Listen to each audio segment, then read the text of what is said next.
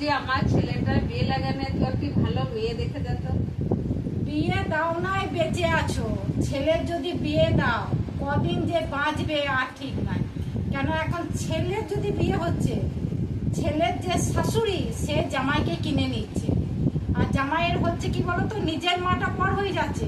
সে তখন হচ্ছে কি ওই যে শাশুড়ি সে হচ্ছে ভালো মা, আর নিজের যে মা যে জন্মদাতা মানে যে জন্ম দিচ্ছে সে মা কিন্তু পর হয়ে যাচ্ছে।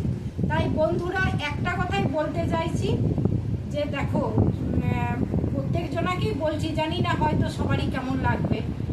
মা দিকে দেখো, ছেলেরা যদি মা দিকে পার করে দেয় তো সেই ছেলেরা দেখবে মানে তাদের কোনো কষ্ট হবে না, কিন্তু মাদের কষ্ট হবে।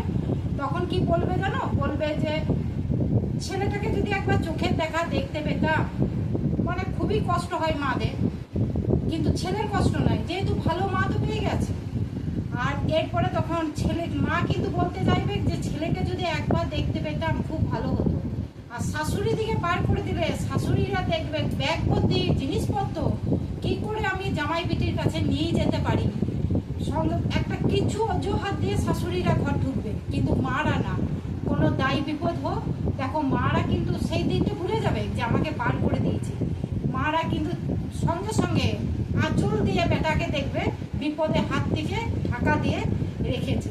কিন্তু আর শাশুড়ি দিকে পার করে দিলে শাশুড়িরা দেখবে মালপত্র কি করে নিয়ে যেতে পারি, জামাই বেটিকে কি করে পথের ভিখারি করে দিতে পারি, তারা সেইটা চিন্তা করবে, কিন্তু মারা না।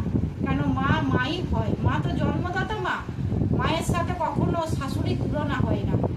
আর দেখো বন্ধুরা, একটা কথাই বলতে চাই, যাদের মা আছে কখনো তোমরা কোনোদিন অবহেলা করো না। কেন দাঁত থাকতে দাঁতের মর্মটা বুঝতে শেখো। দাঁত যখন চলে যাবে তখন কিন্তু আফসোসটা থেকে যাবে, তখন কিন্তু করার আর কিছু থাকবে না, তখন দেখবে সব শেষ হয়ে যাবে।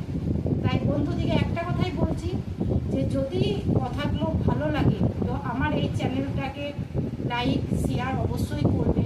জানি না সবারই কার কতটা ভালো লাগবে, তো যারা এই চ্যানেলটাকে লাইক দেবে বুঝবো যে হ্যাঁ অবশ্যই আমি হয়তো কথাটা ঠিকই বলেছি। তো বন্ধুরা ঠিক আছে, এই পর্যন্তই।